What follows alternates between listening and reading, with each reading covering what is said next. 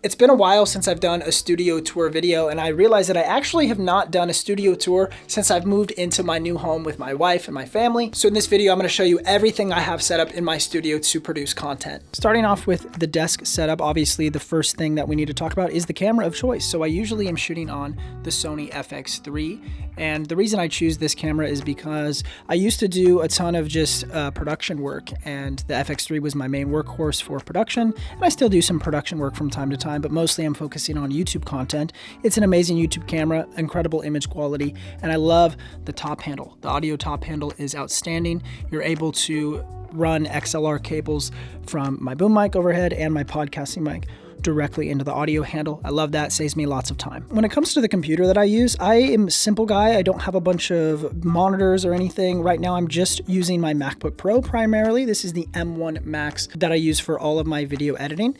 And sometimes when I'm editing, I also leverage this wonderful Elgato prompter. I love this prompter. I use it a lot of times for anything I'm doing live. So if I'm doing live Zoom calls, or if I'm trying to do YouTube videos and I'd like to see my notes on the screen, I'm using the Elgato prompter, but it also is treated as a second display. So I love this thing. I should do a full review on this channel about the Elgato prompter, but for now I'm just using it at my desk setup pretty much full time. It just lives right there. If I need to view myself, I'll turn on this FeelWorld 7-inch monitor. I like the FeelWorld system. It's okay. It's not, the greatest monitor out there. I do have an Atomos Ninja 5 as well, but the 7-inch monitor, I like that it's a little bit bigger, so I'm using the FeelWorld for now. For microphones, this is the Audio-Technica AT875R, I believe. So it's just a standard boom mic. This is only about $165. I love that boom. And then we're also running this. This is the AT2020 from Audio-Technica as well, so 2 Audio-Technica microphones, and this guy is on a little boom arm right here hooked onto the FlexiSpot desk. So this is great. I love using this for podcasting and just getting a more rich sound of my voice. For listening to the audio that I record, I use these ProSonus speakers right here. These are just from Amazon, and I think they're about $100 for the set, and they sound pretty decent. They're not the most incredible things I've ever used before, but for my desk setup, it's totally fine for editing YouTube content and just listening to my voice back and making sure I'm EQing things properly. For the mouse, we got the MX Master 3. Love this mouse. There's nothing wrong with it. I've loved using it for years. I've had it for about 2 or 3 years at this point, and I'm probably not going to switch anytime soon because it does exactly the job that I need it to do. My USB interface is the CalDigit TS4. This is kind of a docking station where you're able to plug different things like monitors or SD cards. And basically my plan is, if I eventually want to convert this to more of a battle station than it already is, I can use the TS4, run my MacBook directly into the TS4, and treat this more as like a desktop workstation. So this is an incredible docking station. It has so many ports. I mean, look at all these ports that it has. Just absolutely incredible. For my lighting setup, this is the GL1, I believe, from Newer. So this is my fill light, and then my key light, this is the Enkey softbox, and it's a different light, but the softbox that I found from Enkey is one that's fairly big, and it's big enough so that the light kind of wraps around my face as a key light. If it was any smaller, I don't think I'd get the effect that I would be going for. So the Enkey softbox, great softbox. And my main key light right now is the Zhuin Molis B200. I've had this for a couple of months. I just put out a review on that light. It's an incredible light. You can watch the full review if you want to know more. On the desk, we also have all sorts of accessories. This is the remote control for my bar lights behind me over here. I always have a notepad with me so I can take notes during meetings. We have other things like dongle adapters, sticky notes. This is an HDMI capture card, some headphones at the ready, so I don't have to get up from my desk if I don't want to. I do have lots of accessories over here that I can come grab, but the theory is I have everything I need right here to start producing content, hitting record. I have the audio sources, the lighting that I need,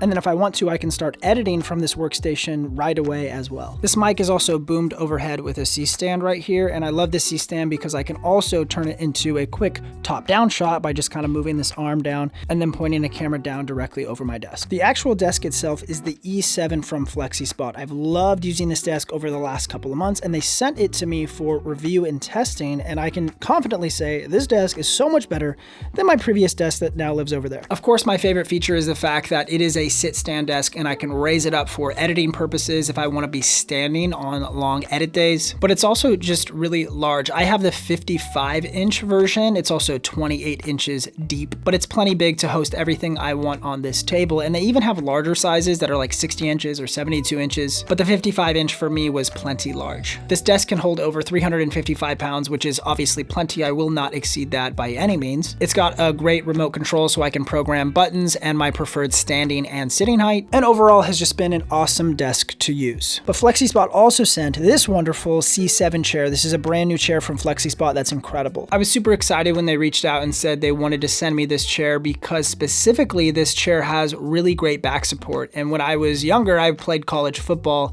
and I hurt my back pretty badly, and this chair provides way better lumbar support for my lower back. You can adjust so many aspects of this chair. First and foremost, the fully enclosed headrest is totally adjustable. You can change it up or down or forward or backwards. This is great for finding the preferred position for sitting for long periods of time when editing. Also, the armrests are totally adjustable. They call these, I think, the 4D adjustable armrests. So they go up and down, left and right. I don't really understand the 4 dimensions that they go, but they are super adjustable. This is also a 20-inch seat that also moves forward and backwards, so you can adjust how close your back is to the backrest. I'm a smaller guy, so I prefer to have my seat all the way back so that my back is touching the chair at the optimal position for comfort. And they also have a footrest attachment that you can add, which is pretty cool. I'm always liking to sit either crisscross in my chair or put my feet up on the table, but it's nice to have the footrest option to relax my feet if I want a different kind of sitting position. I think the weight limit on the C7 is 320 pounds, and you also have a 30-day free return policy, as well as a 10-year warranty. The chair is available in both mesh and foam options as well. FlexiSpot is having a brand day on the 20th, which is up to 60% off different products. You can also have a chance to get free orders on May 20th, and you can check their website now and use the exclusive code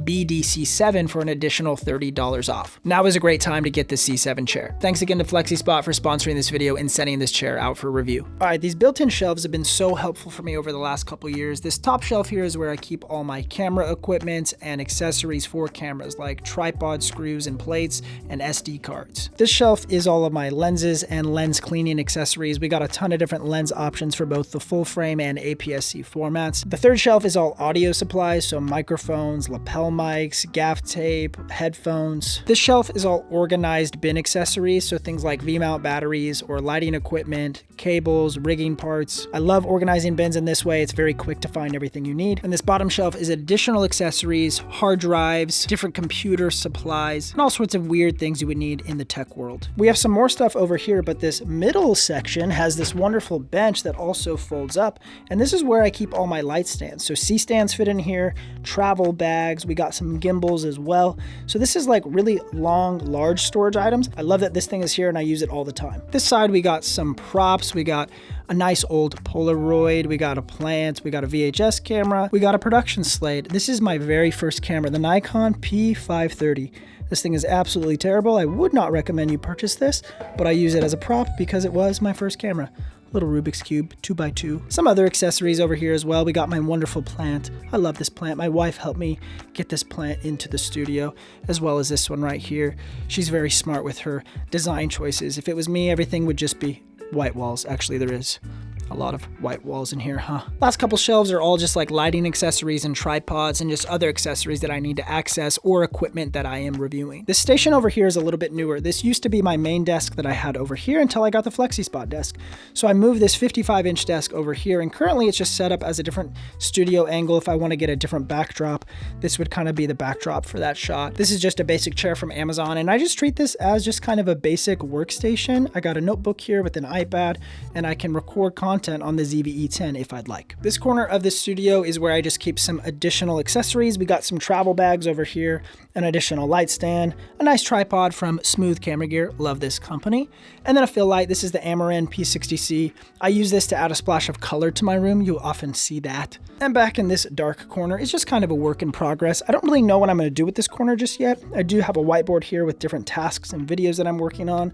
We do have my server from Ugreen. This is a 4-bay NAS that I can use to back up all of my content via the network. We have a nice charging station down here for all the various types of batteries that I use in my studio space. And then this is just like a 38-inch desk. That desk used to actually be over here where this one was, and then this one was over here. And I don't know exactly what I'm gonna do with this desk yet. I thought about putting it over into this corner right here and creating kind of a top-down set, but it gets really tight in that corner. So we'll see what I do with that space. I'm thinking about turning this into more of a sitting area, getting a nice plant, a small chair, and a light over here. But you know, we'll see what happens. Oh, and I also use this blanket as kind of a sound blanket, and it sort of separates me from that corner as well and hides it from the camera. These two background lights are some of my favorite additions in the studio. I think they are actually from Full-Time Filmmaker, the YouTube channel. He created some of these lights and sells them on Amazon.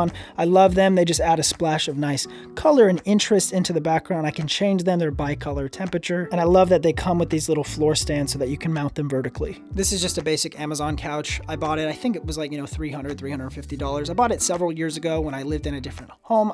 This is actually the third house that I brought this to, and it's always in my studio space. And that's my studio space for now. As you can tell, not everything is just perfectly dialed in, but I do try to make my space multi-purposed and multifunctional so that I can be productive for production work and for YouTube filming and for editing. And I just try to have different looks around my studio so that I can kind of point a camera in any direction and it looks pretty decent. I don't love just having one main look, which is kind of my desk shot is the main look in the studio, but I like having and thinking through the ability to have different types of shots. I'll put links down in the description of this video for everything you see here. And remember, you can check out the C7 chair and the E7 desk from FlexiSpot, especially during their brand day sale happening right now, probably at the time of releasing this video. Thanks so much for taking time to watch this video. If you enjoyed it, feel free to leave a like and subscribe if you have not already, and we'll see you guys in the next video. Much love.